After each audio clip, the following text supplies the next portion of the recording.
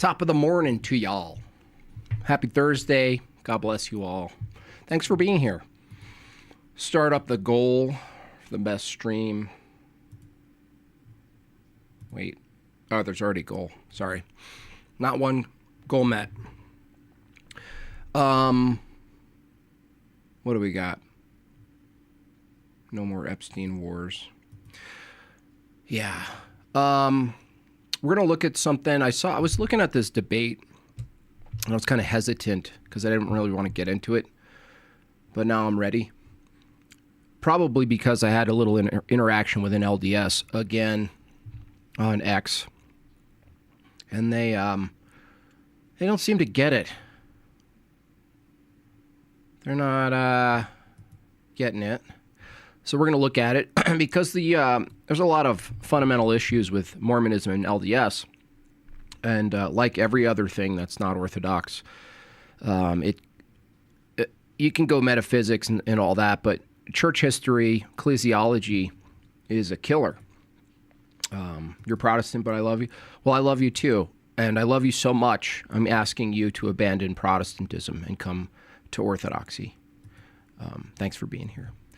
Latter-day Saints, LDS, Latter-day Saints. Okay, so, Jacob had a debate with Joel Heschmeyer on the Great Apostasy. I didn't watch any of it, but I'm interested because I've debated something similar before.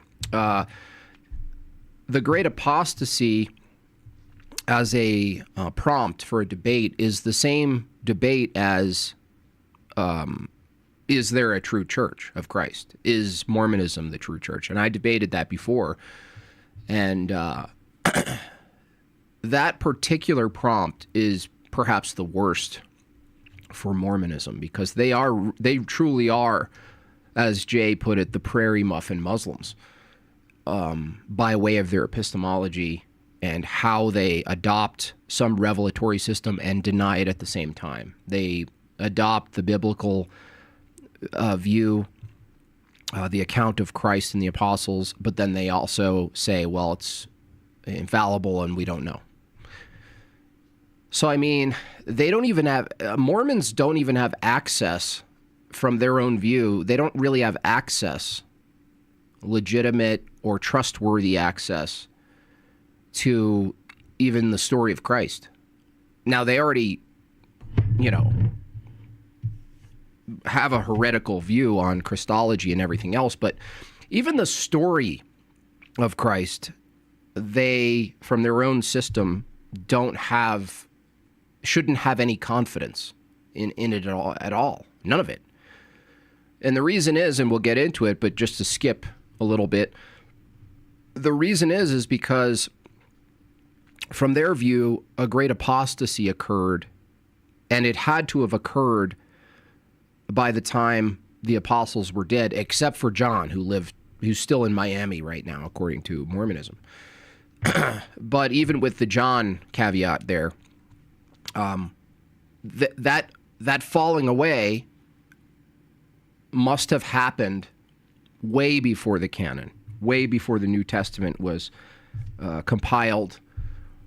And from that view, a false church, from the Mormon view, a false church compiled everything, all of the documents, all of the texts that Mormonism or Joseph Smith uses to then craft his pseudo philosophy.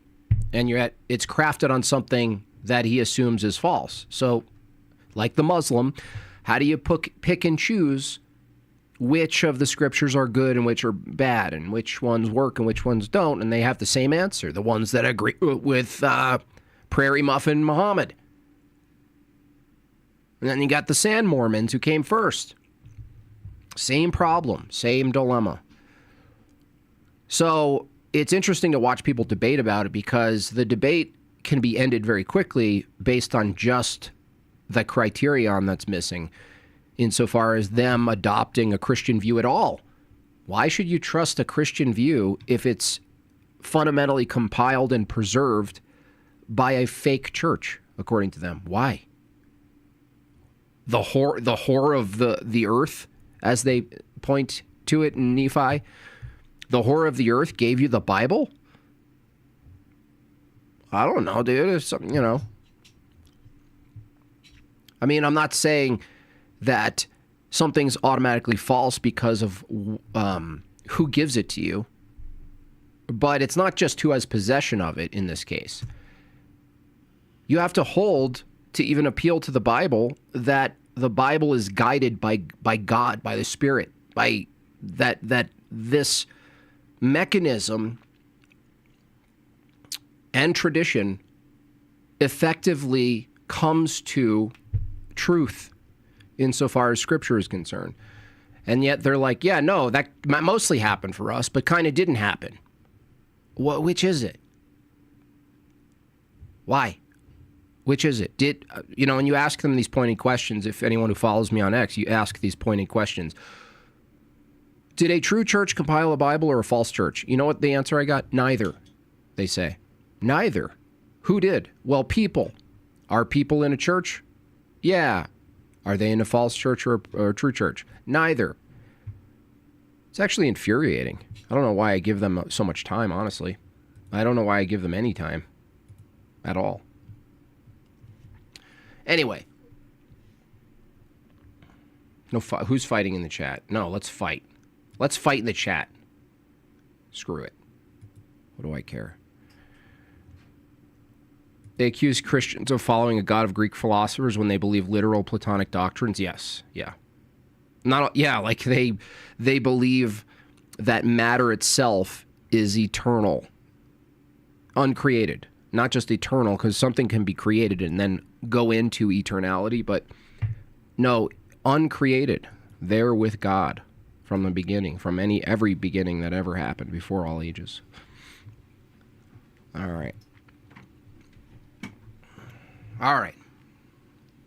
So, before that, I just saw this and I thought, I definitely need to show this first because it concerns the people of Vagine.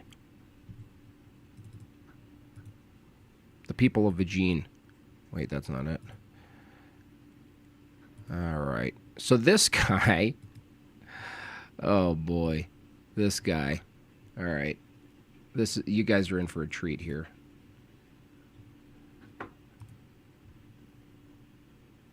Thing that I really wanted to talk about was the moon base. And I've heard from whistleblowers, U.S. Air Force whistleblowers, who've been transported to the moon base. Mm-hmm. And I don't know, I know you can tell me, I think there are multiple moon bases from what I understand. Yeah, there is multiple moon bases. There is an arc on the moon as well. Uh-huh. Underground? Underground. Uh-huh. I think it is visible. Okay. It is visible. Yeah, I think is it on the dark side? It is in between. It's in between. I think. You think it's in between them? It's in between the dark and the... Wait, what? Is it half in the light, half in the dark? Is it almost in the dark? I think. Do we know where on the moon? We do know where. And I think maybe you could... Do you have any idea specifically, like... If I'm looking at the moon, because a lot of amateur astronomers are going to want to dial this in. No, I do not know the exact location. Well, we know the location. We know where. Where we don't know it. Where exactly? I can't give out that location. I don't know how I got on this weird show during Christmas time. I can't tell if this is a sweater or not. I'm still. Okay. Is this a hookah bar? There's a lot of different countries involved. I know that. Uh-huh. I know that there's another. I don't know if this is the first time people hearing this, but there's other people living in the moon that look Indian looking. They look Indian looking? Vagine, is this true? Okay, so the people who live in the moon look like Vagine, just so you guys know. That's where we're at here. And they got... This is Jorge Pabon, retired U.S. Army air trooper. Dude, this guy got so messed with. They're bored in the military. They usually don't see action, so what they do is a lot of drugs, LSD, all sorts of crazy hallucinogenics they do to pass the time. Most of the time they don't get caught. Sar? these egg-shaped. That's why India went to the moon. Crafts, and they're connected to ancient India. I could tell you that. I could tell you that. I'll just tell you that, guys. You know what I'm saying? There are people who live in the moon that look Indian, and I could tell you one thing, that they're connected to ancient India. I can tell you that much. I don't know what else I could tell you. I mean, I just got to wait for more to show up in my brain, and it'll definitely come out of my mouth when I do think of it. I'll say it. And they're living in the moon, and they visit Earth now and then. They visit Earth now and then. Well, I see a lot of them in Colorado. If you have access to maybe their general, could you maybe email me? Because I really prefer they stop moving to my state. I think they're buying up all the real estate. I know that. Cash. We came Yakub after the Higher War. Jay was there yesterday fighting in it. So the moon is a giant poo-poo. Thank you, Vagine. I don't know. So yeah, sir. Yeah, they keep moving all the states. Yeah, that's happening. Thank you, Sean. Like, share, subscribe. 43 months. Wow. Supporting thought-provoking content. Yes, thank you, Sean. I really appreciate that. God bless you. 43 months. W in the chat for Sean. Vagine, just paying me to stop talking about this. See that? She doesn't say anything. Please stop. Jim Bob, please stop. We have captured probably these egg-shaped crafts before, and especially during Easter. I was like trying to catch one of the egg-shaped crabs, and then I saw that tweet from Trump, and I just stopped everything. Even the moon has red dots on it. Oh my!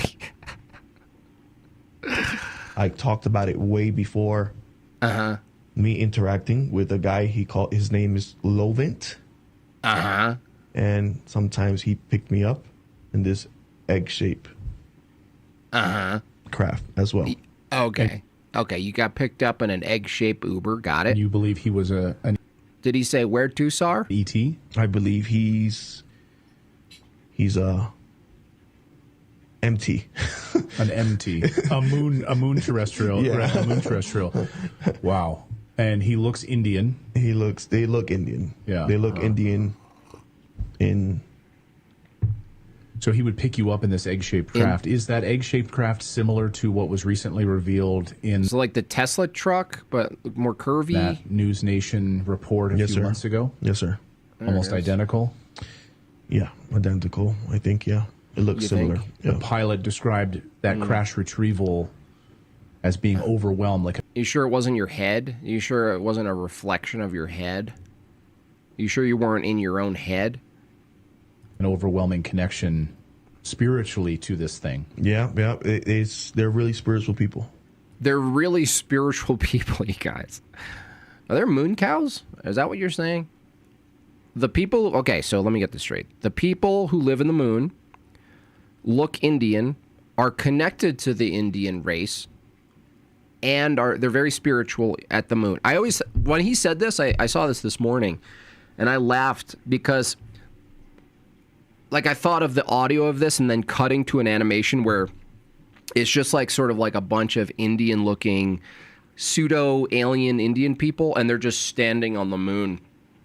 And there's nothing to do. Like, so the juxtaposition of him saying they're really spiritual and them just like kind of standing on the moon, just like they're not doing anything. Like, what is the activity?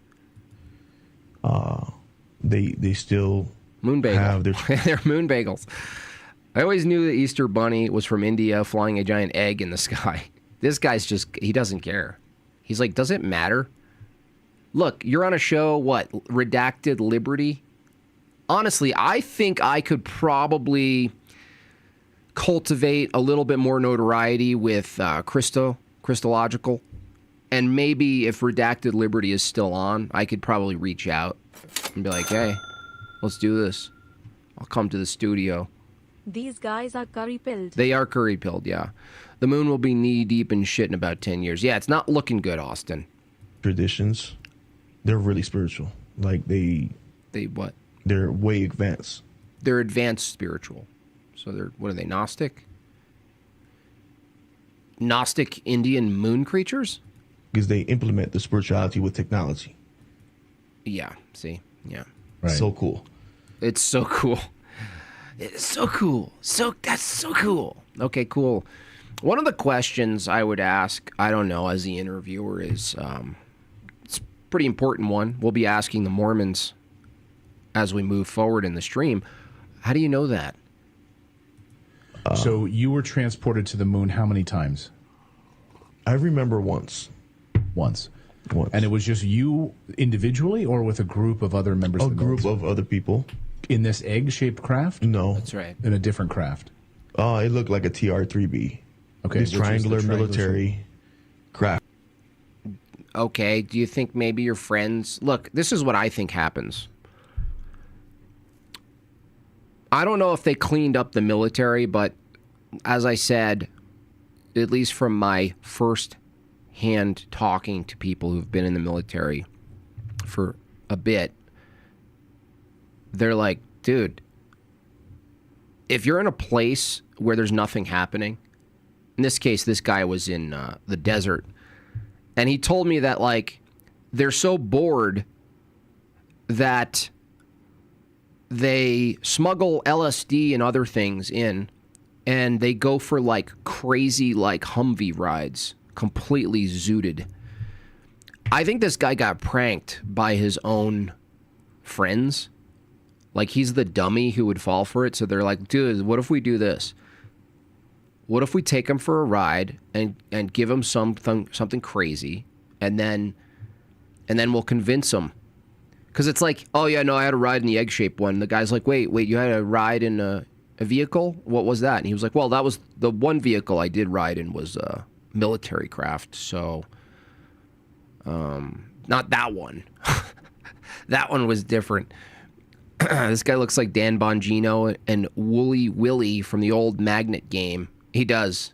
Yeah, he needs prayer. My wife is from India, and her name translates to Crescent Moon. I have some serious questions when I get home. Seriously, you're going to have to deal with that, Eli. That we have. Big time. Yeah. Do you remember how long it took you to get there? Was it near instantaneous? Was it a few minutes? I blacked out and I opened. What a surprise. The hazing in the military is We are awful. not on the moon. This guy is full of poop. Not the nice poop we have here, like our dog poop for the slingshots or the cow Yeah, poop is not fine the good too, st- but yeah, it not the- always falls apart. Ja ja ja ja ja. Yeah, I know. Not the good stuff. You see that? Oh, yeah, no. So how do you know? You know, what happened? What happened? Oh, yeah, this, and this happened. And I remember this, and this. And then pointing question. I don't know. I blacked out, bro. No, this is hazing. This is like top tier. I wouldn't do this type of hazing. It's tempting.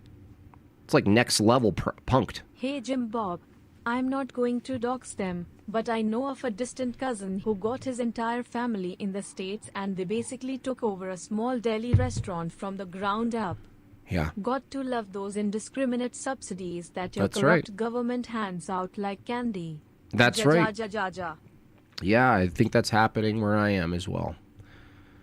All sorts of Indian meat places popping up that are absolutely disgusting when you look at them. His buddies did the old Back to the Future, getting out in a hazmat suit. Absolutely. Absolutely. What was it, Van Halen? He just strums one chord. Except it's a sitar. And it was there. Nice, A Rich. U.S. Air Nice. Force I whistleblower see we've you. had on the show I see talks you. about her experience walking into almost like a Stargate facility, which would be in a small room, and walking into a Stargate facility where they've been transported to the moon base. Does that exist? Yeah. Yeah, that's an outdoor mall.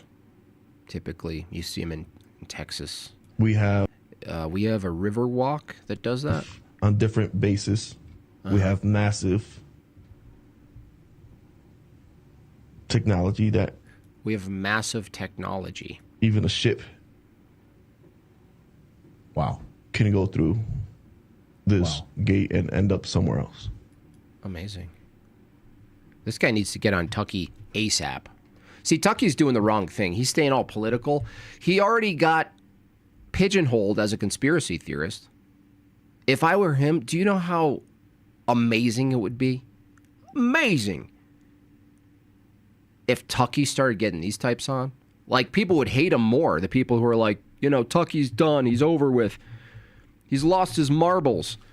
He should just go full on. Get this guy on. Just ask him questions.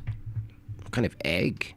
I mean, what's that, like an ostrich egg? I mean, most eggs look similar, but they're not all the same. There's a chicken that I have that lays like a bluish egg. It's like, it's like blue? I just wanted to have blue egg omelet. Who knew that Dr. Seuss was onto something? Yeah, he needs to. He should totally just do it. Like, who cares? Who cares? It's like everything's so crazy and upside down now that even the non-conspiratard corner is still crazy. Everything's crazy. It's all a big clown show. Clowns offer God's love. It's crazy. I don't see the problem. Just get all these people on. Who cares, dude? Just go with it. Tucky? 3 left, 3 minutes, y'all. Help me meet my first goal. Don't let me start as a failure. Already got the blocking out for Candy. I'm going to really run with this for you guys. You guys are in for a real treat in the coming weeks because almost every impression I can do, moderately good, you're going to be able to talk to these people directly. You're going to be able to talk right to them. And I thought the first one went pretty good. I got to work on my Bibby a little bit. You know, I don't listen to him. I'm just going off of, like, distant memory of the sound of his voice. But he has some inflections that I could probably improve on. You know who does a good Bibby? Sneeko actually does a really good Netanyahu. Nice, Berserk. Thank you. Thank you. Iron sharpens iron. Yeah. Has iron sharpened iron, so a person sharpen another. Proverbs 27:17.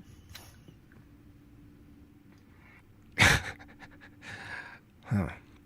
Okay. Two more, y'all. Provo. Hey, Provo. Nice to see you, brother. You know what I like about Provo? He starts his streams at like 6 in the morning. Respect. CIA dad and faux news propaganda Tucker sucker them in. Yeah, he can really do it, man.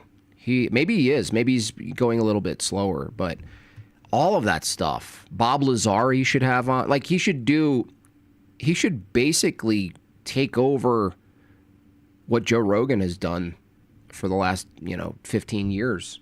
He's right in the spot to do it. You know why? Because people will ridicule Joe Rogan, but Joe Rogan is held less to account because he's just like a podcast comedy guy. Tucky is like, he's been the face of some political angle, Like, there's like a little more legitimacy, at least ostensibly, visibly. The optics for Tucky is like, oh, wait, no, he's a little more, we take what he says, and if he's wrong, we take it a little more serious. If Joe Rogan's wrong, and no one cares. If Tucky's wrong, it's a big deal. What shape is the Earth? I think it's an oblong spheroid. Joel Heschmeyer actually responded to me when I asked why he ran from Alex Soren, but he would still bully Doug Wilson. Yeah, Soren might be on his way up. Moving on up. Soren, the alleged lawyer, as his opposition says. He's allegedly a lawyer. All right, thank you for first goal met. Appreciate y'all. Love you. Headfinny, one of my favorite names. Yucky Tucky just got lost. Is he lost, or is he like found a spot, a sweet spot, where he doesn't have to play every game, all these other games? He's like, fine, I'm just in my cabin. I'll do whatever I want. Do whatever I want. Not a flat earther. No, the flat earth doesn't make sense to me.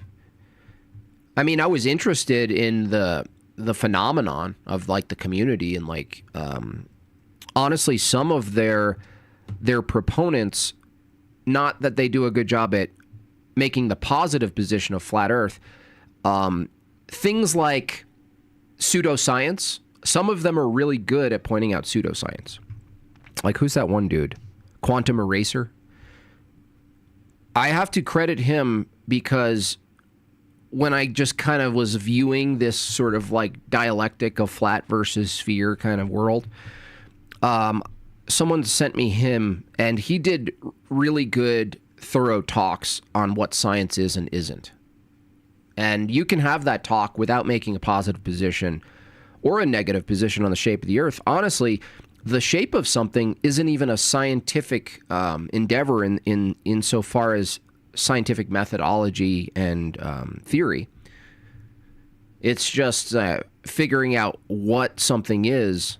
That's not like cause and effect world. That's just what something is. And so I actually learned the rigor of cross-examining people like Peterson and the rest of these guys you see me cross-examine about the scientific method. And a lot of it was from him. Tax Time. Have you seen that I Am Jesus Christ game that came out? Thoughts? Yeah, I saw it. Just didn't look right to me. But that could be just like an immediate reaction. You know? Something about that. Like, there's something about pretending to be Christ in a game, if that's the case. I don't know if that's the case. But, like, it's just something not right about that to me. I don't know. Could be just me. Anyway, okay. So I want to hear this guy's opening here. What's going on here? A little small talk they had at the beginning. Oh, no. It's Pertuzzi? Urban Outfitters guy? All right. I'll try to tolerate him. Maybe he doesn't talk too much during the debate. He's the worst. Cameron Bertuzzi makes me want to be a mean Christian. Lord have mercy on me.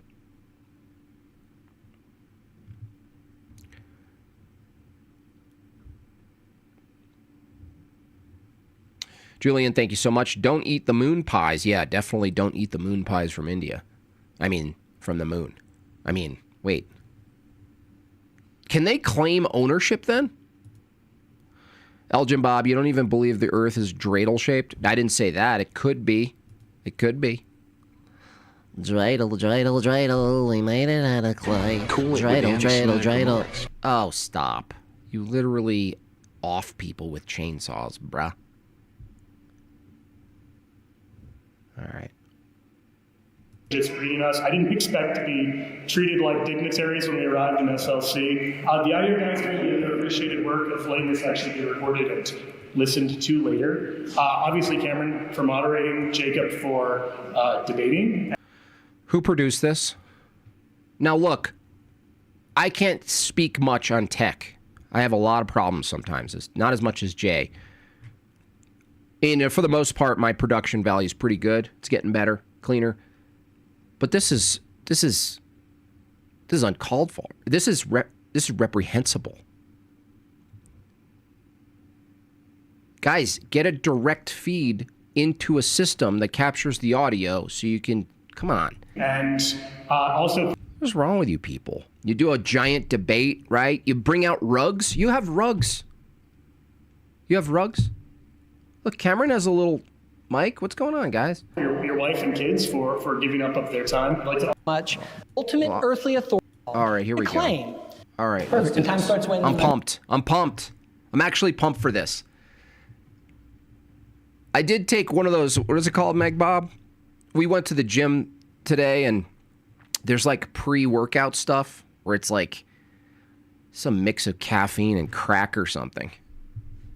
You know, and I was jumping up and down. I think I lifted a car. I think I lifted a smart car.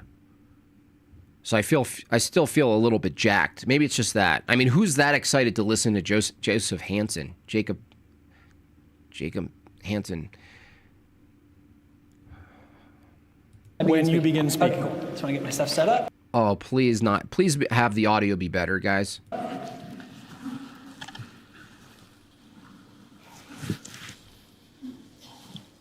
Turned out. Okay, good. Ooh, good. Now, with deep respect for the Catholic Church in mind, we have gathered together today to engage over one of our major differences. And Joe here is here to claim it's altered amphetamines. That's what I thought. That's exactly what I feel like. That's what I said to Megan. I said, oh, it tastes pretty good. I mean, it's pretty good. Do you want to get in the car now? Let's get in the car. What are you going to do? You're going to run? I'm going to lift. I'm going to work on my shoulders. I'm going to work on my shoulders. I'm going to work on my shoulders. What is this? What is in this stuff? It was weird. The directions, though, you had to put it in a spoon and light it. You had to light the spoon, like, and it crackled. And they had like this, like, kind of like, it came with the package. It was like a syringe. It wasn't scary. It was like a nice, like, blue color.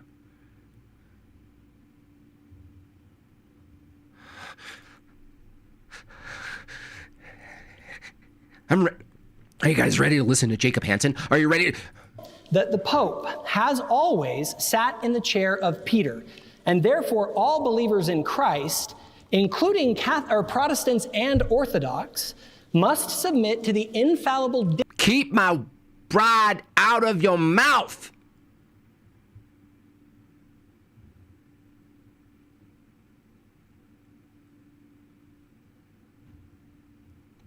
That's how defensive I am of my church. I don't even want the words coming out of his mouth. Dictates of the Pope, because he is the ultimate earthly authority for all believers in Christ. And knowingly rejecting his infallible decrees are, in Catholic dogma, a mortal sin that leads to an eternity in the fires of hell. So to my Protestant friends, if Joe wins tonight and proves that the Catholic claims are true, I expect to be seeing you alongside me praying the rosary at Mass this Sunday. Bruh, you just wasted how many minutes? Thank you. You just wasted how many minutes? Not a single thing said about the positive claim of a falling away of a true church. So there has to be a true church for a falling away. This is where Mormonism LDS just crumbles, just breaks apart like pre-workout powder in my stomach. But is the Roman Church the one true church? Oh, gosh. Really? Well, first we must discuss what we mean by church.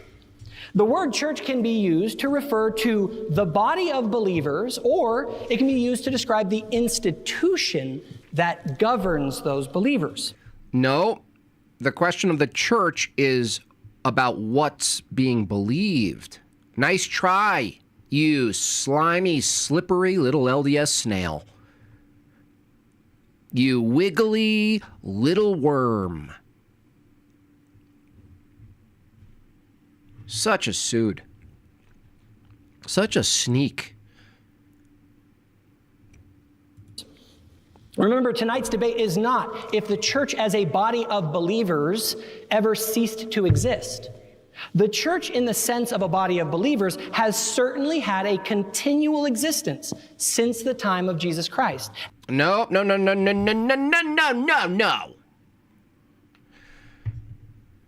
This guy chose the wrong day for me.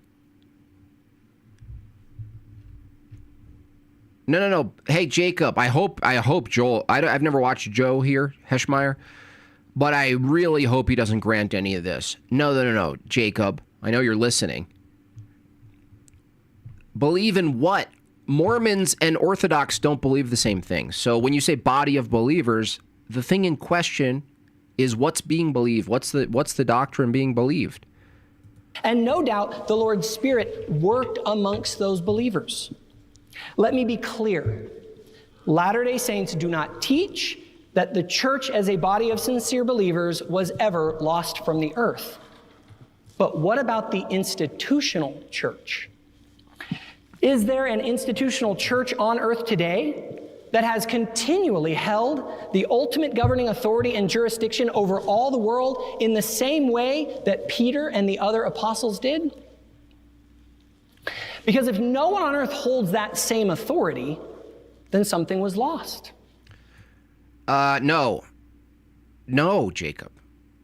You don't get there yet, bro. See, he's going to try to wiggle his way. You know, this might actually work, though, on Joe. I don't know Joe. Is he Catholic? I don't know if this is going to work on him, but it could. And the thing that's going to work, if he falls for it, is this. He's going to try to use language to get Joe to simply grant this conceptual idea of a church and then work from there. No. Nope. You don't grant the true church. No. We want to know what the true church is and how you know it was there to begin with. That's how we want to know. That's what we want to know. We want to know how you trust what you access to know about Christ and the commission itself. What are you trusting? Some documents or what else? Is there anything else that you're appealing to? He's just like, no, there was a church. Look, Mormons, listen, Mormons, you have no reason to believe in anything in the Bible. You see, Protestants and Catholics both get something right. Catholics are right to point out that Peter held a special universal jurisdiction and authority.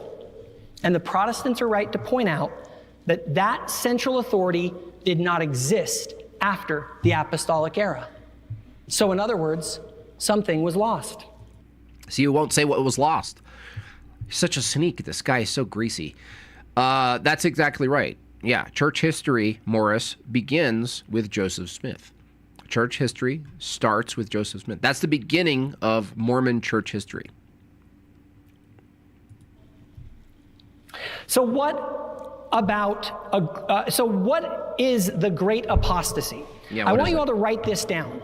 Today, when I talk about the Great Apostasy, I mean the demonstrable doctrinal and institutional corruption that inevitably resulted from a loss of the authority to receive ongoing, binding public revelation for the entire body of believers. All right. He's already, it's over. If Joe knew the right, maybe I don't know him. I'm going to give him a chance here. But I'm super judgy about this because I see this pretty sharply. And I'm not even well equipped in church history, councils and all of this, right? But I'm like this bulldog about very specific assumptions that could be cut away very quickly. And in this case, the assumption is that he has access to the first ever church Christ established. And the assumption is Peter, how does he know? And why would he even believe a man named Peter held any keys, whatever that means to him? Why would you even believe that? Something has to be lost. That means something needs to be true. But he doesn't have access to the latter. But Joe might grant it to him, unfortunately. I don't know. Maybe. Huge 20 gifted memberships from Silent. Always very generous, sir. Thank you so much. I really appreciate that, Silent Majority. Really appreciate it. Welcome, new members. Thank your friend Silent here. All right, let's see how he just keeps affirming something he denies. Look, we both agree that Christ established one true, visible institutional church, and that institutional church has either had a continual... What did I say? So I hate to stop it so many times, but we don't all agree. This is why he's such a sneak. He knows he's doing this. I've seen him play. I've seen it. I know his tactics. Now, people in the chat, if you were in this engagement, you might actually be tempted to say, of course I agree. I'm not going to deny that. That would make me look silly. No. You can. As a counter, you actually could. You can say, hold on. For the sake of our argument, let's say I don't agree with you that Christ started a true church. Why would I grant that to a Mormon?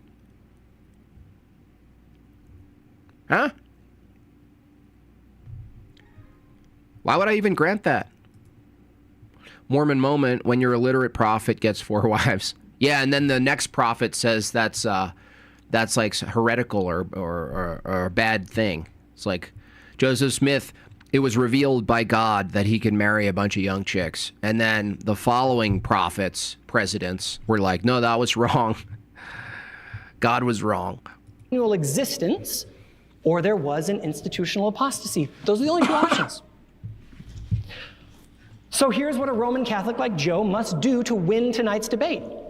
He must prove that the Catholic claims about the continual existence of the fullness of the institutional church are true. He must prove that the Bishop of Rome, the Pope, has always had universal jurisdiction over all believers. And he must show that the popes have been infallibly guided by God in such a way that no saving doctrines have been lost or added to or corrupted in any way. No, see, it might be fair for Joe, in this case, who's negating a great apostasy. It might be fair for him to posit a counter. It would be fair to do that. So it's not entirely out of bounds what Jacob's asking for, but that's not the root of the debate. He's certainly not going to include what he must do. Maybe he will. Maybe he'll say it next. But no, the great apostasy is a positive claim. Jacob. Have a great stream today, Jim Bob. Blessed Holy Thursday to you. God bless you. And Josiah. to you, Josiah. I really appreciate that. Evo Tard's in the chat? Probably. So he's still being slippery. No, it's you, dude. It's you and your cult coming to and saying there's a split in the church. And we go, what church? You know, the one. You know that church? No, I don't. I'm sorry. What's that one?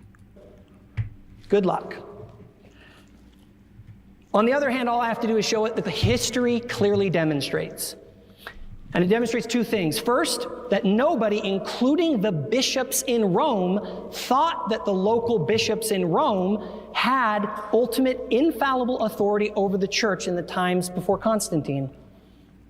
And another problem here. In order to say the church, the Catholic Church in this case, that he's going to be attacking, doesn't have proper authority at the time, you would need the proper authority at the time.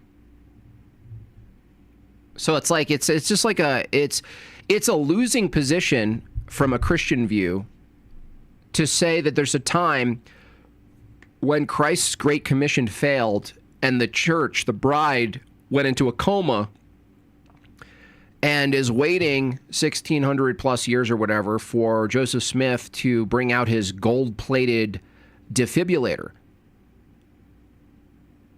It's a losing position because you have to affirm the legitimacy of a church to begin with, but you can't do that as a Mormon. I was raised LDS. These apologists speak as if their church is ancient. It's not, yeah, exactly. However, when you walk into an LDS church service, it's equivalent to the Southern Baptist service with a lady speaking, yeah, with a hint, if you get further in, of Freemasonry rituals. But that's another stream. But God bless you, Derek, for exiting. Second, that the popes have clearly over the centuries corrupted and added to the teachings and practices of the first Christians. Why he won't debate? He won't agree on the prompt. He wants to debate general epistemology. What do I care? I offered him a debate. Is Mormonism Christian? Seems fair. You're a Mormon. You're out here on the streets. These are my streets. You're out here on the streets of Jortlandia saying, oh, Mormonism is Christian doctrine. It's the true church of Christ, right? That's literally the name of your church, right? Certainly, you'd be able to tell us how that's the case, right? No, we don't want to do that. We want to talk about Platonism. Without even claiming revelation. So, let's start with the first point. Here's a question. Did Peter have... Wasn't the Great Apostasy the Reformation? Well, yeah, I mean, 300 years before Joseph Smith, someone already did this bit. And years before that, Muhammad, the Muslims did it too. Who done it first? Have the authority to receive the book of new, Joey, binding, ongoing revelation for the entire world? Obviously, yes. Does the Pope today even claim to have that same kind of authority? Here's what the Catechism of the Catholic Church says. Quote, this magisterium only teaches what has been handed to it. Nope. No new public revelation is to be expected. You see, Peter had the authority to receive new binding... Maurizio, you'll debate Dumb Bob all day? Wow, you're off to a great start. I'm not afraid of them. I literally challenged them to a debate, dummy. They said no. You have it wrong. I challenged them to a debate. They said, no, just call in. Call into my show, 2-on-1. I offered the one-on-one debate. Get out of here. You're banned from Jortlandia. Head to the pods. What do I care? I'll pray for you. Public revelation for the world, and the Pope doesn't even claim to have that kind of authority. In other words, something was lost. Is he saying baby? And here's what's wild. Joe agrees. In a recent convo with Gavin Ortlund, here's what Joe said. He said, quote, bishops did not have the same role as the apostles. When we say Peter was the Bishop of Rome, we don't mean he was the Bishop of Rome in the same way all subsequent bishops were. Things were more murky because of the presence of the apostles who had this once in the history of the church authority. Man, he's so off base here, it doesn't even matter. If he denies in this case, let's say for a second, grant Catholicism is in the standing position of the historical church for a second. He's denying the role of bishops, but you need the role of bishops to get to the New Testament compilation anyway. Like you need the apostles to teach. And he says, like, they say the death of the apostles, even though, like I said, they actually believe John is the one that didn't die and he's somewhere in the United States somewhere. I don't know. I always joke that he's like in Miami waiting to be invited on Fresh and Fit, according to Mormonism. But this is the thing. You deny this hierarchical structure that is inseparable from tradition and inseparable from an episcopal structure of the body of Christ that needs necessarily to be pushed downward through the generations.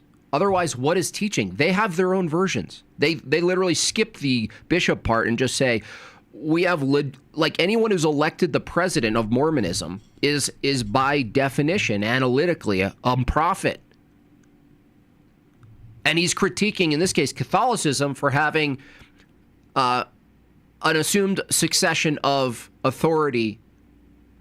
What does he think a bishop is? Does he believe the true church has no hierarchical standing office positions from which things are taught, passed down, but also preserved, also protected against? I mean, what does he think? What is he saying? Well, Catholicism has a bishop. It's not the same as an apostle. Okay. Okay. Can we get a planet and some space wives on our way back from the moon? Maybe. My jaw dropped when I heard Joe say that. He literally said that Peter had a type of authority that the bishops of Rome did not have. So what does this mean? It means something was lost. No, that doesn't actually follow. That is not even a lot. That's a complete non sequitur, Jacob Hansen. even if you granted that, if there's a distinction between apostles and bishops and priests and disciples and acolytes and everything else you could name within a church structure, it doesn't follow that something's lost. What are you talking about? That's like, imagine there's a company and there's a CEO, and the CEO status is not the same as some other exec or something, right? And Jacob Smith's he admitted it. The CEO of the company is not the same status as this executive position. That means that the knowledge of the operating system of the company is lost. There's different names for different positions. He actually thinks he's cooking. He's getting shorter in real time. And that's no small matter. The nature and character of the church established by Christ in the New Testament was to be led by a living central authority guided by revelation. Okay, buddy. Appealing to the New Testament is really rich, Jacob. This is the end of your entire system right here. I hope Joe comes out just swinging. I really do. Hey, buddy, how do you have the New Testament? He's debating a Catholic, so to put on the Catholic hat for a second, they would also say, like the Orthodox position, that church gave you the New Testament. That's what they were going to say. That's what Joe should say. That's his position. I'm sorry. You have this New Testament, Jacob Hansen? What? Do you also believe in the Bible tree? Yeah, this definitely warrants a Caligity. I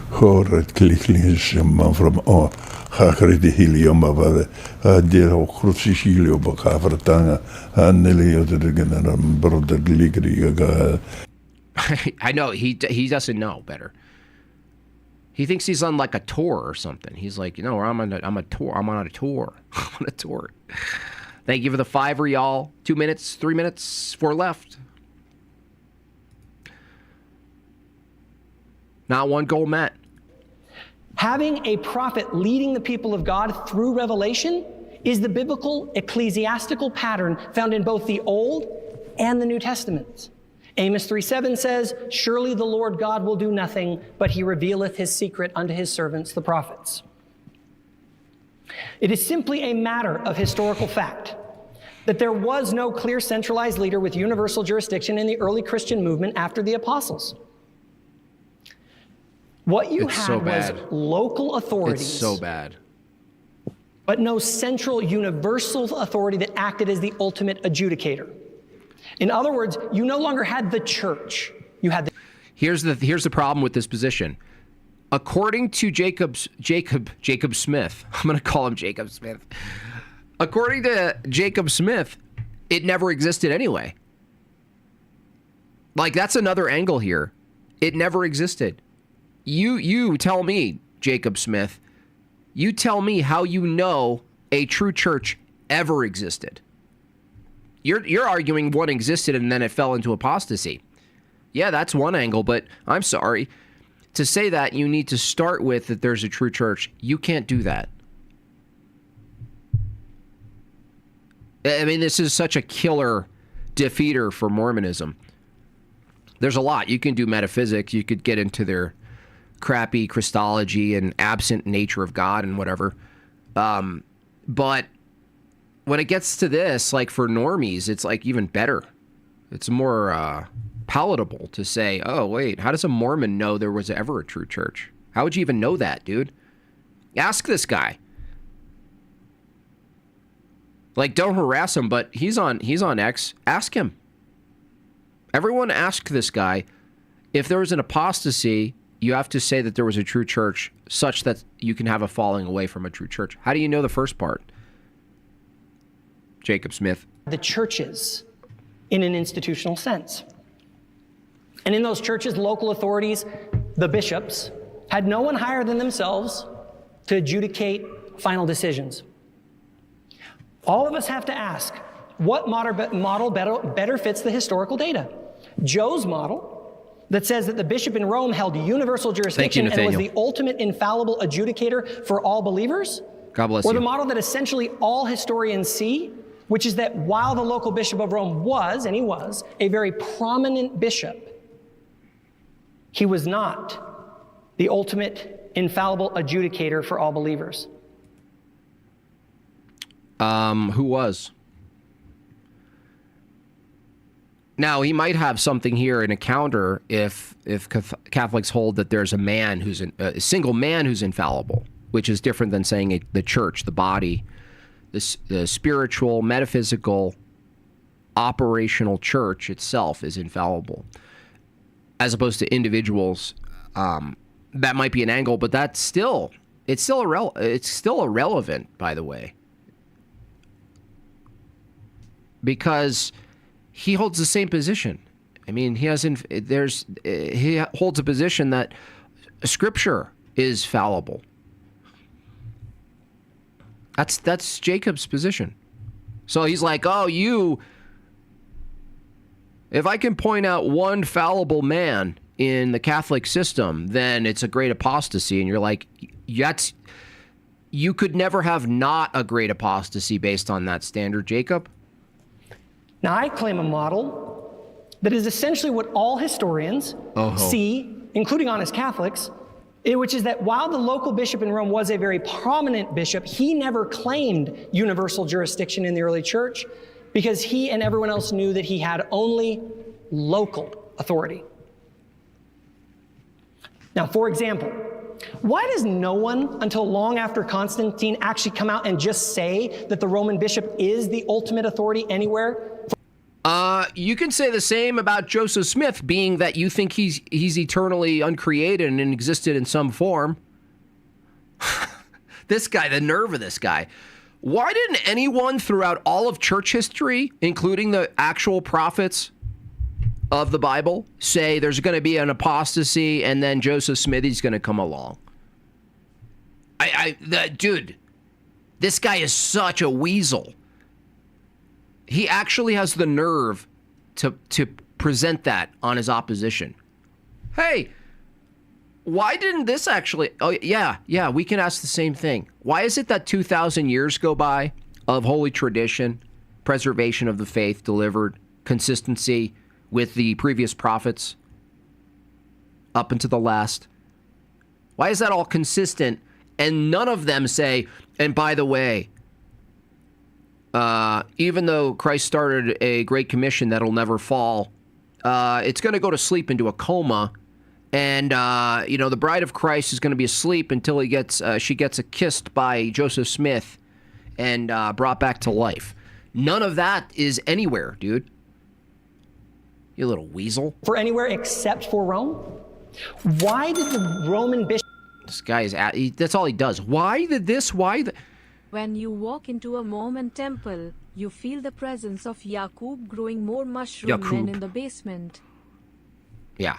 Bishop Victor I failed when he tried to excommunicate people outside of his jurisdiction. I think he is, actually. I think Joe Heschmeyer is. So, yeah, but it's still irrelevant. Like, look,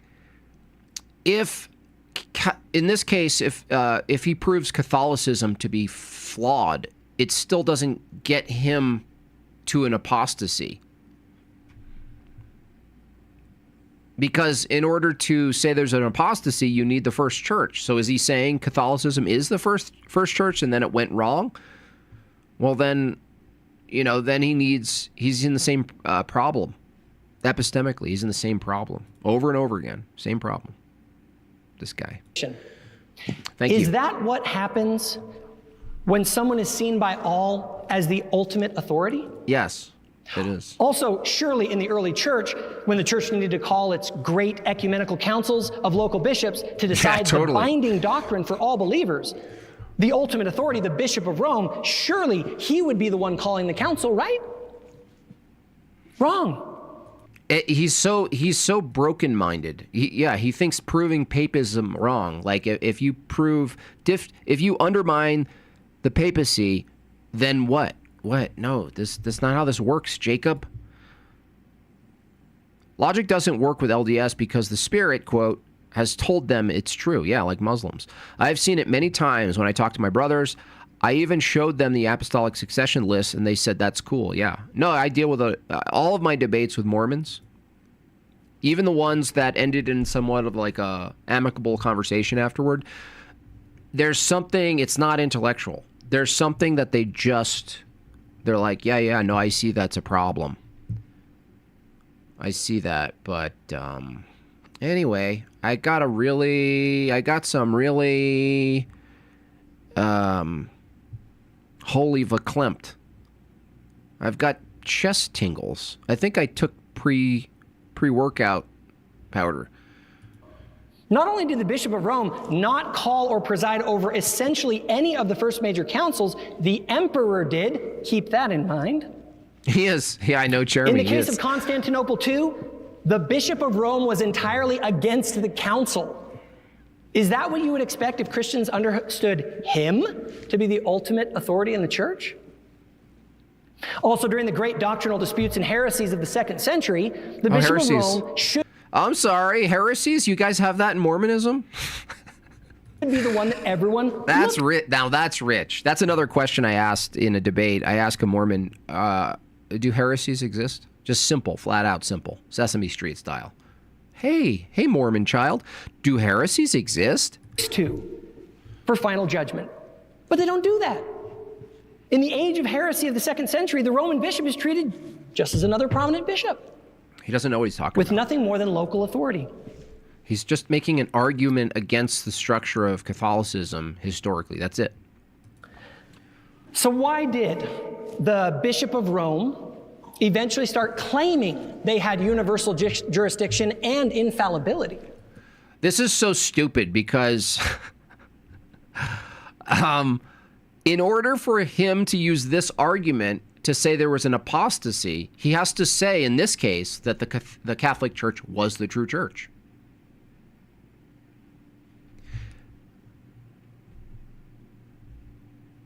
Now, maybe he's not arguing the truthfulness of Mormonism at all. Maybe he's just saying, maybe he's arguing Mormonism's like could be false, but there's a great apostasy, but it still necessitates a true church. So, I mean, where are you at?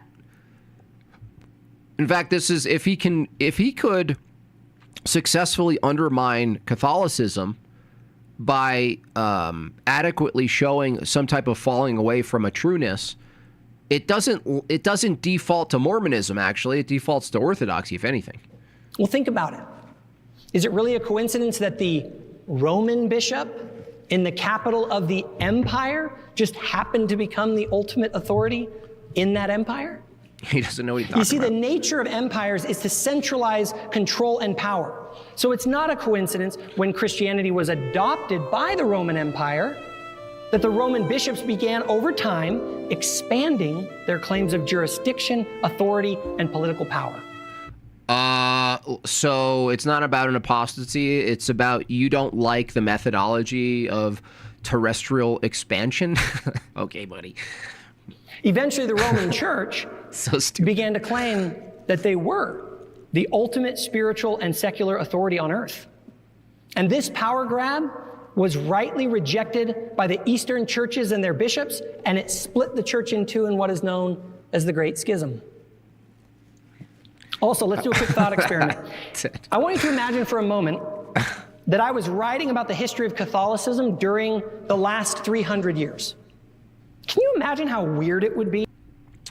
I see problems in all churches based on what, though?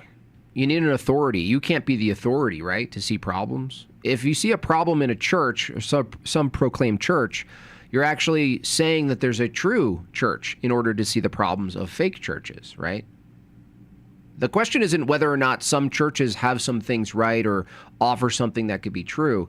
The question is, from what position are you learning, quote, the truth from all sects, right? That's the question. If it's just you and you're just going, I vibe with that, then you end up in like, most people in that position end up with a vague Unitarian position, unknowable God, no structure, no authority, no accountability, no sacraments, nothing. It's just kind of like walking through and being like, oh, that's nice. That sounds good. If nowhere in my history did I mention a pope or a pope-like office? He is complaining. Well, guess what, guys? Around the year 320, Eusebius was the first great historian who... Can you imagine having a problem, in this case, with the papacy, but having no problem with a rando who's chasing gold his whole life until he invents a religion where he assigns himself a prophet status with no other support for that claim other than himself? And he's arguing about a single man in the Catholic system assuming some sort of authority position that's not unlike any other. I mean, the irony here is just richer than Scrooge. Who undertook the task of writing the history of the Christian church before it was adopted by the Roman Empire. Now, surely he would mention something about the supreme, infallible leader of the church during its first 300 years, right? Wrong. Nowhere in Eusebius' history does he mention a pope or anyone with a pope-like role. Instead, the history clearly shows what I already mentioned. Okay, and where in the history does it say the president? The president of the Mormon church is also a prophet, the president. And what every scholar essentially believes, that what existed after the apostles were local authorities governing local churches, trying their best to hold things together. To hold what together? He's so ambiguous. It's infuriating. To hold what together? A true tradition? What did that look like? Did it look liturgical? Did it look like your crappy Freemason church? No, it didn't look like yours at all. Keep it together. What does that mean, bro? Keep it together? Where's the... If you said there was a true church that existed trying to keep it together, and then it fell away, but it failed, but it tried, and you look at what they believed, they didn't believe what you believe. So you're saying they're keeping it together, and that's the true church, and that true church fell away. And yet it has nothing to do with Mormonism at all. Who knows? Maybe I don't know what he's arguing, honestly. Identifying a juxtaposition between two doctrines has no purpose absent a source of truth. Yes, they get caught on this every time. Absolutely, Joe. Absolutely. But surely things went well, right? Surely there was no corruption in the centuries after the apostles, right? We don't need ongoing prophetic guidance for the people of God, right? Yes. Well, Hegesippus was a historian writing a mere 50 years after the death of the apostles, and here is what he described happened. Quote, "The church continued until then as a pure and uncorrupt virgin. But when the sacred choir of apostles became extinct, then the combinations of error arose by the delusions of false teachers." No. Saying that there's false teachers never goes away, bucko. These people act like if you can point out false teachings, if someone says, watch out for the wolves, right?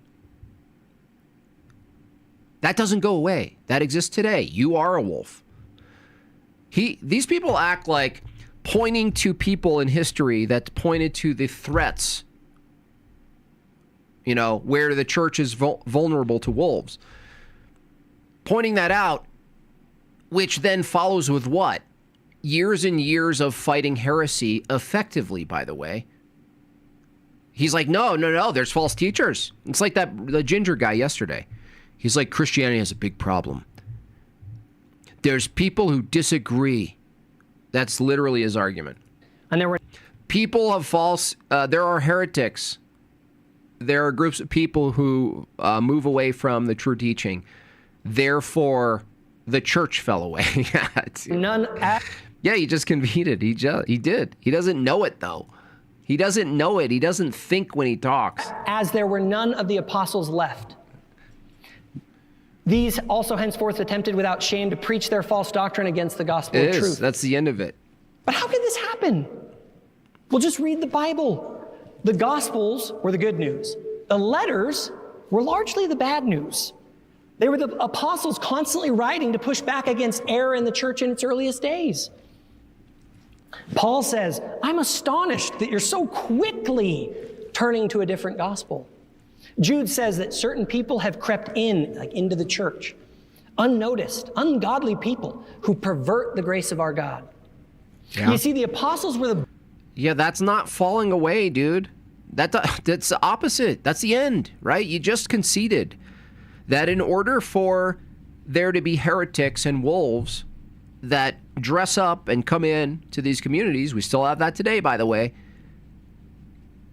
In order for you to say that, you need the true church to say that. He's like, no. He doesn't understand.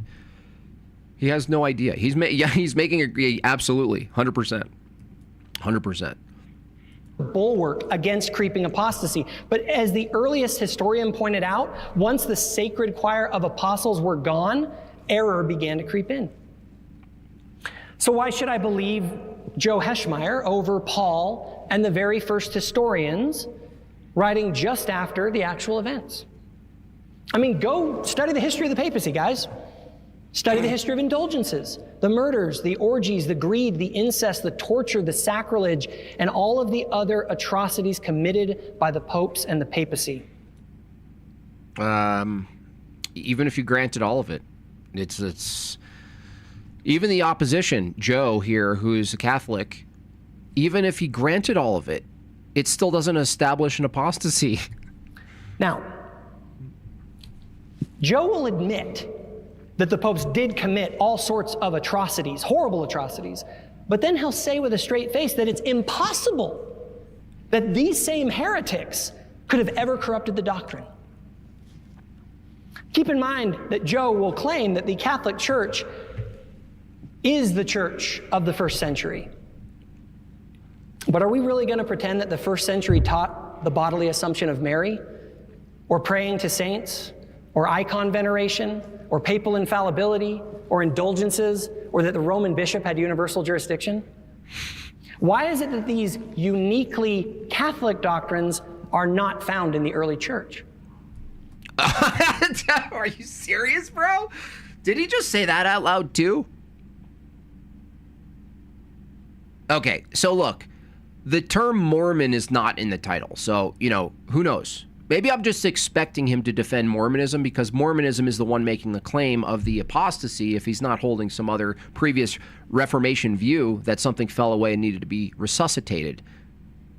But the guy just said, why is it that these doctrines don't match the early church? As a Mormon,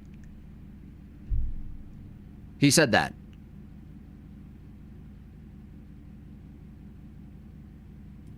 Look, it's one thing if you claim a doctrine has been revealed to you, like it was to Peter. But Catholics don't believe that the Pope receives new public revelation. He just passes on what has been given to him. There is no record of these Catholic dogmas anywhere in the historical record until centuries after the... You know what I just thought of? If revelation is open, there's no such... You can't have a falling away. If revelation is delivered and the faith is delivered and it's to be preserved and passed down, technically you could have people move away from it. A Christian view is it can't ever be killed because it's the body of Christ. But if you said it would have to be complete in some form. But if it's incomplete, you can't ever say that it fell away because there's always new prophets from this view, from this open view. It's like saying an open source program is finished and it fell away. No, it can't actually, because there's always a next guy who could at any moment get a new revelation. And in fact, it actually didn't fall away. It never did. It didn't go into apostasy. It's just the time frame from that view, from an open revelatory system where Joseph Smith can just literally declare himself and write himself into Genesis, declare all these doctrines that are incompatible with the early church. He could just do that from an open system. It's never it can change, right? It could always be in flux. It's just the same way, like, there's no complete thing called a species under evolution. Similar. It's open. The flux change of the beasts, their nominal features are always in flux. There is no complete static universal of the species. In this case, there is no static preserved universal of the church. There's a flux thing that can change with the new prophets. So it's always open. It's always changing. It's crazy how nominalism, once you see it, you could see it in so many different categories of philosophy. It's wild. If everyone is Joseph Smith, there's no need for a Joseph Smith. Yeah, and everyone, by the way, Gooberang, when you press a Mormon and you go, how do you know Joseph Smith is, Joseph Smith that you think he is? They eventually say they feel it. They become Joseph Smith. That's what I always, my rhetorical position is, under Mormonism, everyone's Joseph Smith. And it works quite well. Apostolic era. And if you're going to assert that the apostles taught the infallibility of the Bishop of Rome, icon veneration, and Marian dogmas, then please provide some evidence. Just saying it's tradition without specific evidence from that tradition going back to the apostles, that's just another way of saying, trust me, bro. But it's worse. Because in Catholic dogma, if you willfully and knowingly reject things like the bodily assumption of Mary, you will have committed a mortal sin, meaning a sin that sends you to hell if you don't. Hell? What's hell under Mormonism? Rather than nominalism, I think it's their lack of grounding. I think those are connected. I think if you lack grounding in something that's ultimately binding, that transcends and solves the problem of the one and the many and all those other philosophical issues, I think it actually entails nominalism. I think those are very connected, those two. The lack of grounding, and what ends up happening is that you start trying to ground things in particulars, and you can't do that. You can't unify everything in particulars, but from this view, that seems to be what's happening. Repent of it. So instead of providing evidence to back these dogmas that I don't know, dude. The Catholic Church threatens you with hell if you dare to question the Pope's infallible pronouncements. Who cares? What if that was the true church? When did that fall away? Are we really going to stand here and pretend that this is not a corruption of the gospel of Jesus Christ? If Christ was going to send people to hell for not believing Mary was sinless or for rejecting the Pope's infallible decrees, you might think he or his apostles might have mentioned. All right. Let's see what. Oh no, Joe looks too nice. Oh no! Look, I just judged him by his cover, just by his dress, just by his attire. I'm like, oh no. Is he gonna be a nice Catholic? The church mentioned. Please don't. In the Bible must be the papal institution. Please, Joe. Put on your mean ortho bro online mask for us, please. Known as the Catholic Church, and he will avoid the history that refutes those claims. With that, I yield my time. Wow, a minute early. Great job, Jacob. All right, let's move to Joe. And just to let you guys know, as Joe goes up here, this is not his rebuttal. Okay, this is his opening statement. So don't be prepared for him to respond to everything that Jacob just said.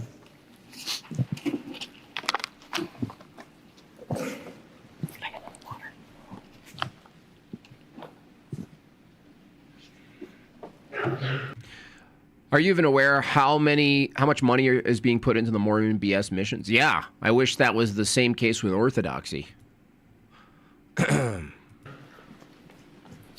Joe, when you begin, I'll start the timer. You can be forgiven for being confused about what debate you came to and thought you came to a debate about papacy. But in fact, this was supposed to be a debate about the Great Apostasy. Mm-hmm. And as you know, there are huge swaths of the Christian world who reject. Yeah, that's I do that too, Jason. But like, listen. It happened to me too. They really can't say anything though, Because that really is their methodology. That's their mechanism. It's wild. They're like, yeah, and? You're like, yeah, and? I felt that you were wrong. The Mormon doctrine of the Great Apostasy without believing in papal claims. So that's your first sign that we're going to have to redirect and actually get a little bit back on topic. So what is the Great Apostasy? Yeah. Well, the Greek word apostasia means falling away, or literally standing apart. And both Catholics and Mormons and Protestants and Orthodox, we agree that there is such a thing as personal apostasy. You've got some Protestants who believe in once saved, always saved. We're going to leave them out of this tonight. But it's this idea that you can lose your faith. You can fall away from the true church. That's not what we're debating tonight. We agree on this. What we're debating tonight. It's actually a violation of the law of identity, a church falling away from itself. I don't know why I think in terms of evolution all the time, but it's similar to an identity itself falling away from itself. A deer becoming a whale. What's falling away from what? That's why it makes sense from a view of a person where you can fall away from the church, right? You can separate yourself. You can stand aside from it. But there has to be a thing that is the church for you to do that. The church itself, this is why it comes to nominalism again. It's crazy. For that to even conceptually make any sense, the thing has to be a particular, and then sort of like, move away from what? What's moving away? No, the church, it moved away. From what? I don't know. From a shadow of itself? I mean, what are we talking about here?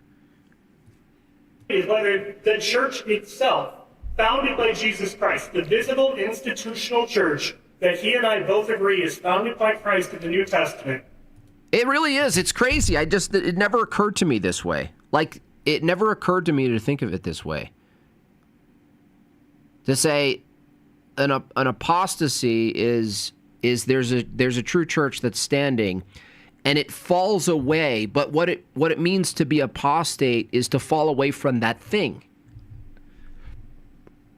Did it multiply?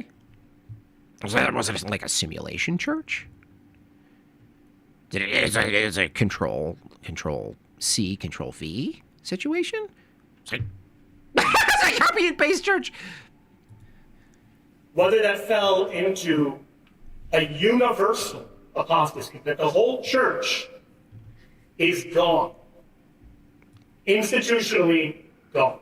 And this belief is integral to the claims of Mormonism in particular. Jacob is going to call this a dodge, but it absolutely is not. One of the biggest reasons people believe in a great apostasy, if you're coming from an LDS background, is because Joseph Smith teaches it, not because history reveals it. Preach My Gospel, the LDS Church's Handbook for Missionaries, puts it like this.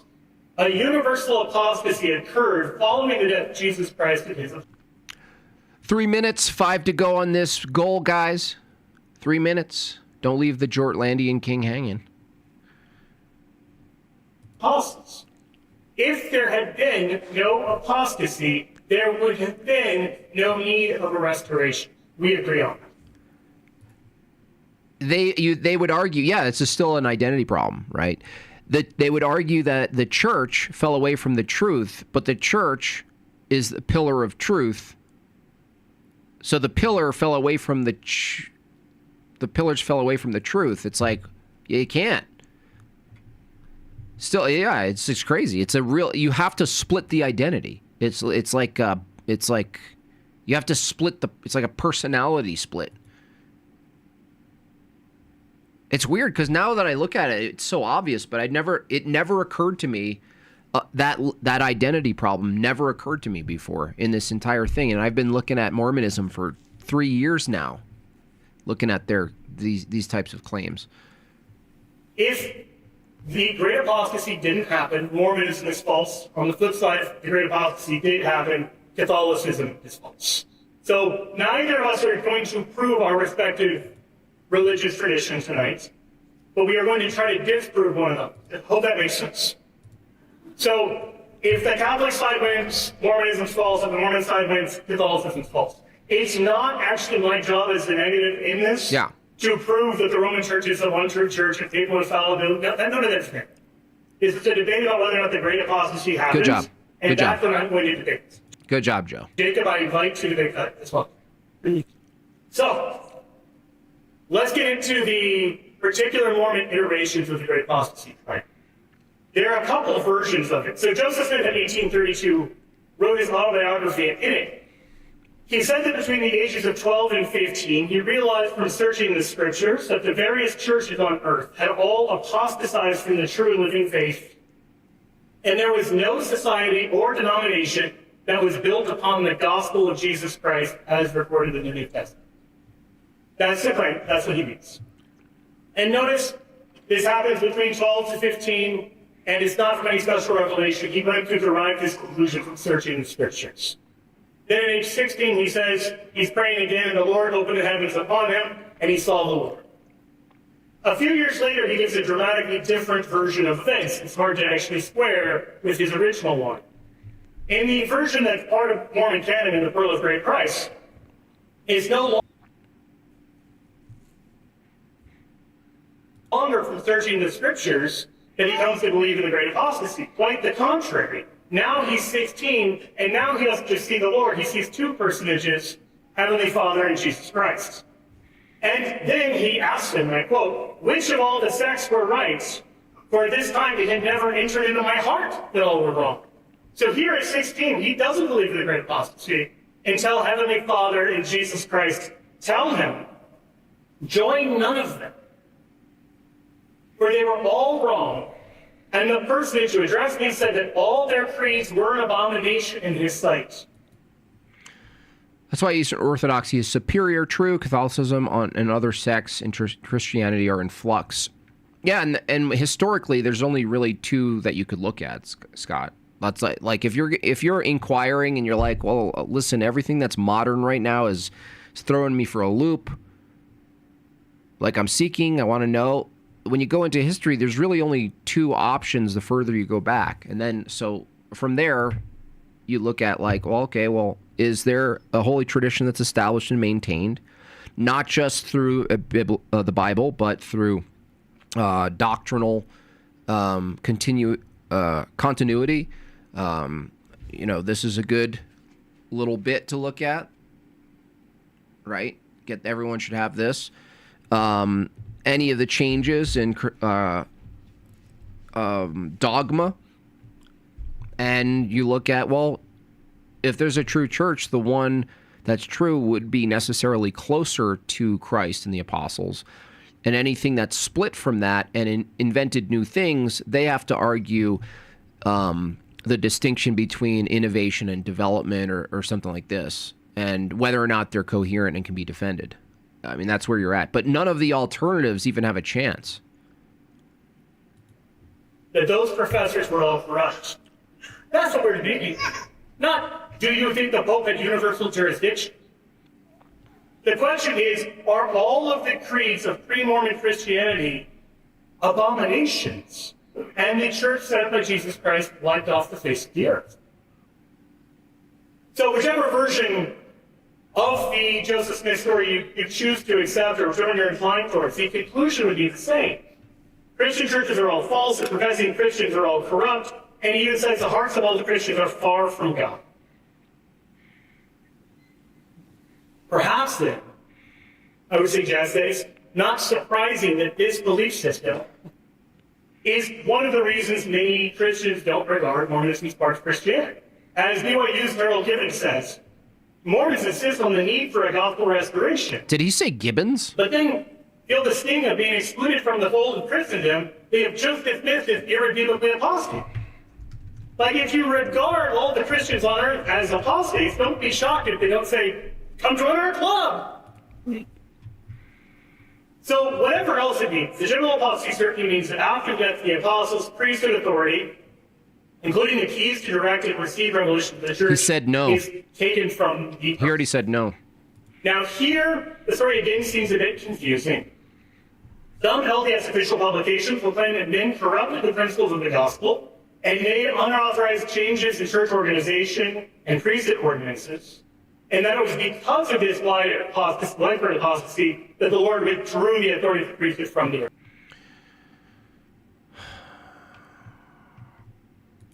Awaken in Israel. I'm not sure what you're referring to. High priest? You're talking about individuals who hold an office and their very person has positions that are wrong. Even that could happen. That doesn't remove their authority, because their authority isn't what they personally know or think. Their authority is an office of the church. It's not a person. It's not like, oh, if you're in the authoritative position, that means it's impossible for you to think something incorrectly. That's not the claim. So in that version, you have corruption that leads to apostasy. Also, the high priest is Christ, so I'm not sure what you're referring to. Maybe you're just using a colloquialism there. That leads to Jesus withdrawing the authority. That's version 1. Version 2, also from official LDS materials, says that priesthood authority was taken from the earth because the church was no longer led by priesthood authority. Error crept into church teachings. So the second version of the LDS Great Apostasy claim is that no, the doctrinal corruption doesn't lead to the removal of the authority. The removal of the authority is what leads to the doctrinal corruption. I don't know which version of this Jacob is going to defend tonight. It's impossible to defend, because historically, if there was this thing that already, as we established, violates one law of identity instance there, in order to say there was a moment where some corruption happened, that necessitates the authority. It's so stupid. If there's a corruption, it necessitates the thing that can be corrupt. That means the thing that can be corrupt is still in play. It's still there. You can't point outward to say walking away, standing aside, falling away. You can't say any of this unless there's that positive existence of that thing. It's like saying, the church is the light, and then the light basically itself, the identity of the light, fell into a shadow. No, the shadow is never identical to the light. That's what Mormons have to say. It makes no sense.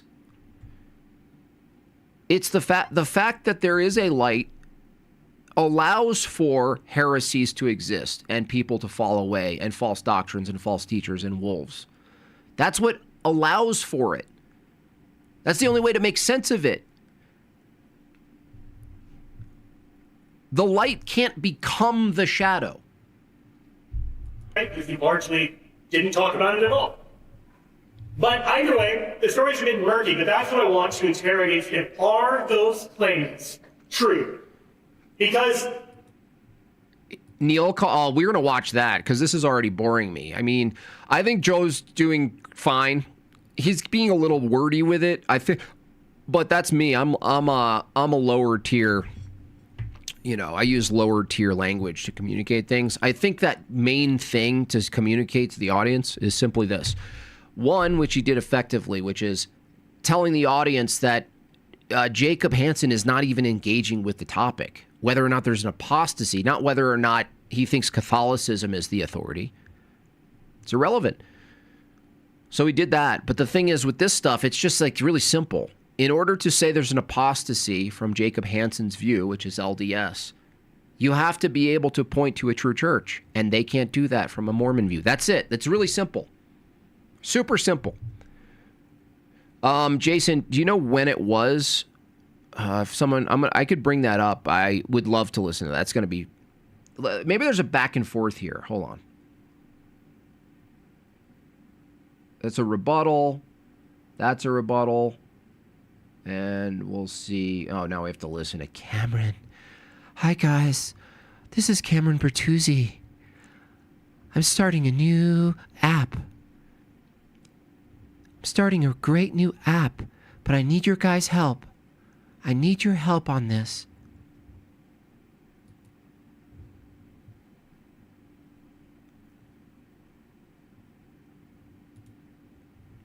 All right, let's see if it gets feisty.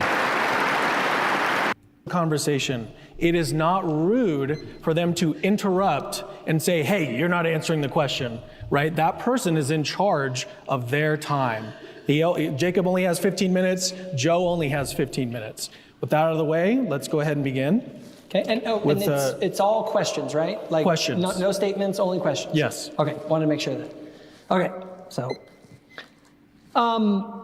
Joe, is the Orthodox Church the true church? I would say no, but I think you could believe. Well, that's the only question. Okay. That's the only question I had. I just wanted just yes or no. It's part of the true church. I would say that. Well, yeah. See, and that's another flaw in Catholicism because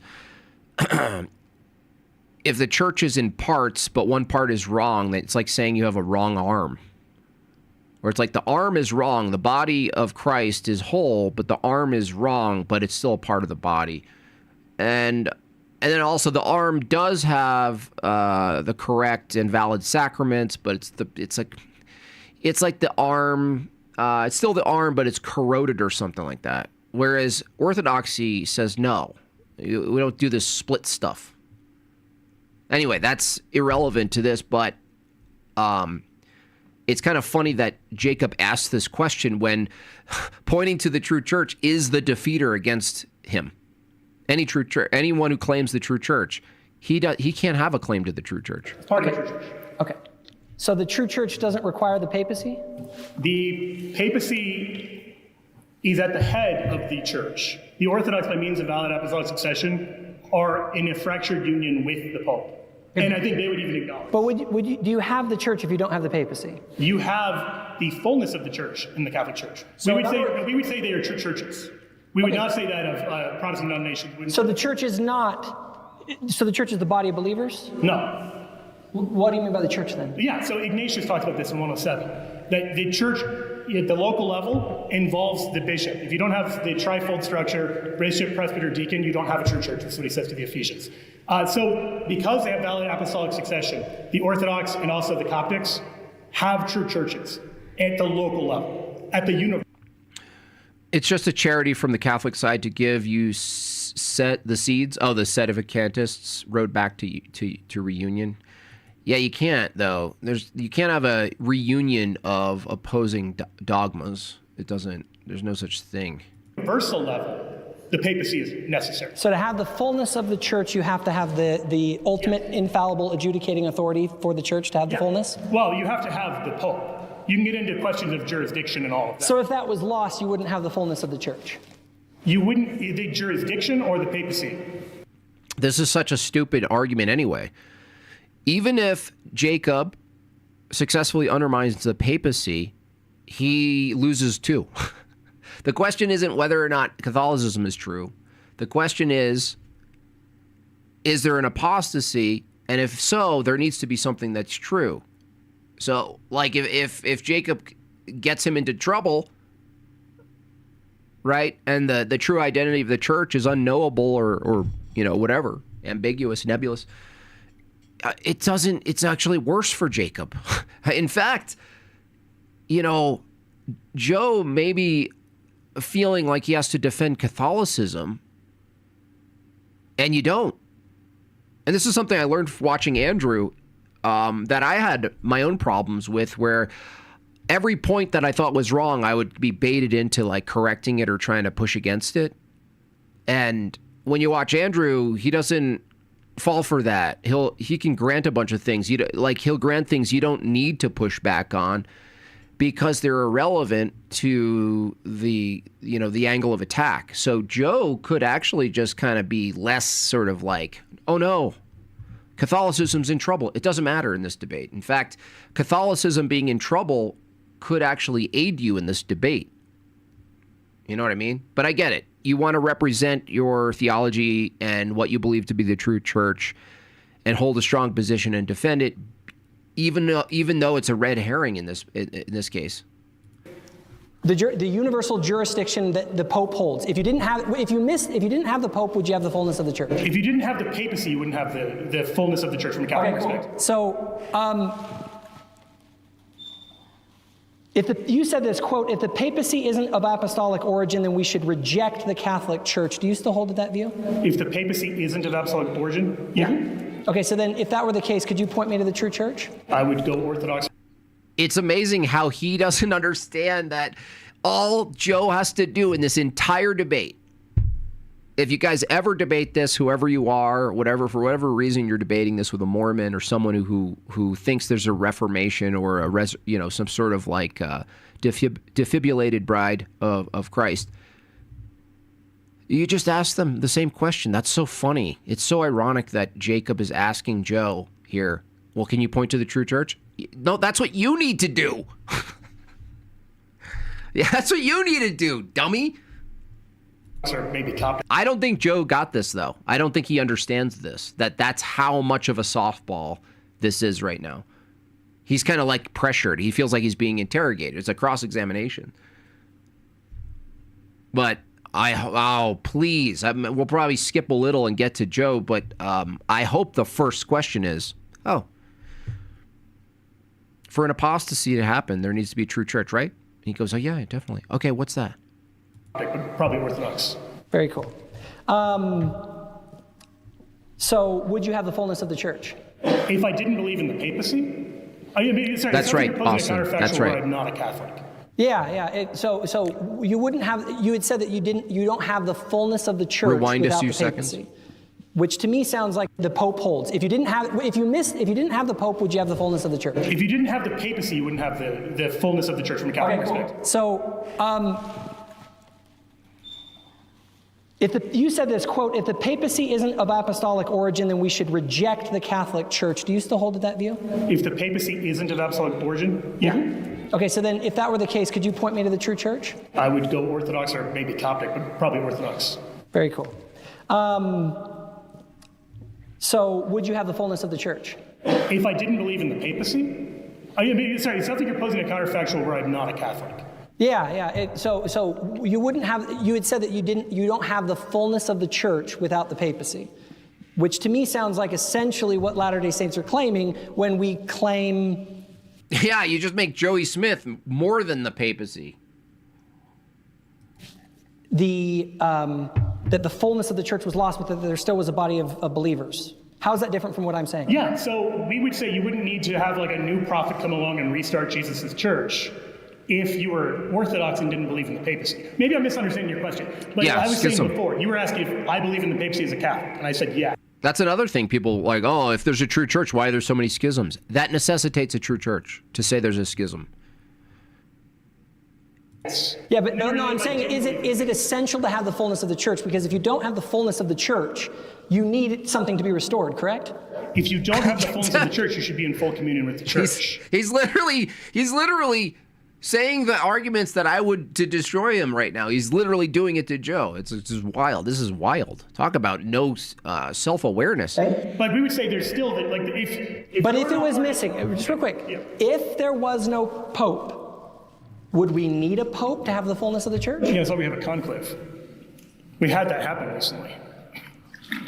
I know, but I'm not talking about that. I'm talking about in general. If you don't have a pope, don't you need to have? Joe's getting nervous. And it's not just that sweater. To have the fullness of the church, you need to have you don't have the fullness of the church. So if a Latter-day Saint makes the argument that there was an apostasy, meaning that there was a loss of apostolic authority, and we believe that it needed to be restored to have the fullness of the church, I don't understand how that's different from what... Yeah, that's what I'm saying. Like, literally, like, when a pope dies, we have a conclave to elect a new pope. So if you're just literally asking... But if you're saying, would the Catholic claim be true if the papacy was false? No. Is it possible for the papacy to just go away forever? No. Thank you so much, Jason. So I don't know if that's going to be more entertaining than this. But I just want to see... He's not doing well in this. But, again, he's defending Catholicism. The question isn't whether or not Catholicism is true. Joe is falling for the bait, and it's actually working because now optically, Jacob Hansen to the audience is showing that, whoa, hold on a second. If the church is in limbo because it rests wholly on one single man, that's actually a true problem, right? But it still doesn't get Jacob to where he needs to be because another church could have been true the whole time. So you can't, it doesn't matter. It doesn't matter. If you tear into the papacy, which he's doing, and undermining that there is a true church that's always been in question, it's still the same problem for you, bucko. It's the same problem for you. Annoying Neil, 343. I'll remember that. Thank you. Answer your question. So what would convince you that there was an institutional apostasy? If the Pope infallibly taught something clearly erroneous. Okay, let's just go with that. Let's just stay with that one for a moment. Are all of the dogmas of the Catholic faith? I can sit here and tell you that I've seen and experienced more biblical revelation. You have experienced revelation? On what basis did you affirm it's a revelation? I think you're talking about a feeling or an epiphany. And why are you reading the Bible? Look, dude, this is the same thing. I'm never falling for this ever again. The moment you guys in your closets whip out your Bibles and you're like, I experienced biblical revelation. Really? Why would you trust the Bible? Uh-oh. Faith apostolic in origin? Yes. Okay. Can you provide me with a specific quote from the apostles or anyone in the first 500 years of the church unambiguously teaching the substance of the Catholic dogma that Mary was assumed into heaven? It's not. It's the same. That's what's so weird. It's almost like he kind of knows it and he's projecting. Like, could he be so deluded that he doesn't realize his cross exam destroys his own position? Wild, dude. Wild. Heaven in bodily form. You mentioned Revelation 12 before, and there are early Christians who look to that as evidence of Mary's bodily assumption. But that's not what I asked. I said, is there anyone who unambiguously teaches the substance? I don't know. So I'm trying to answer the question as I understand it. If you're asking, like, where's the word Trinity in the Bible kind of question, then... Do you think that helps you, Jacob? Based, if Joe, and I hope he does, tears into you, if the true church was Mormonism and there was an apostasy, you'd have to examine the church history from a Mormon doctrine and dogma position, and it's found nowhere. And his argument is, well, yeah, the reason it's found nowhere is it was corrupted and deleted, even though the Torah maintains itself, maintains its own thing, doesn't change, no sign of corruption. It's amazing that this guy is doing. I hope Joe bites back here. Now, he's not doing necessarily well, but that's because he has to defend the papacy. You're right. Like, you can always do that. But that's not how we do theology. So I think that may be just kind of talking past one another. Okay, so can you provide me with a specific quote from someone in the first 300 years of Christianity explicitly teaching the substance of the Vatican I dogma? This is relevant. I'm sorry. Can you point out in any church history, anywhere in church history, where someone mentions anything about a Joseph Smith character and his crappy theology? Any of it? I mean, this is wild. Of papal infallibility? It is necessary for every church to agree with this church on account of his preeminent authority. You're going to go with that. That proves the papacy. That is an explicit teaching of the substance. Unbelievable. I forgot to play this for the awakened guy.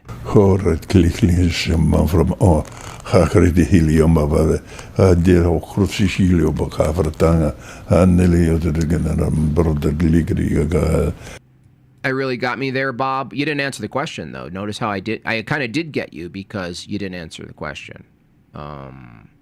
You just dodged it, right? Why wouldn't I? That's not an answer to the question. Why wouldn't I just follow Islam? You notice how if everyone's answer to why do you appeal to the Bible at all, but no traditional authority?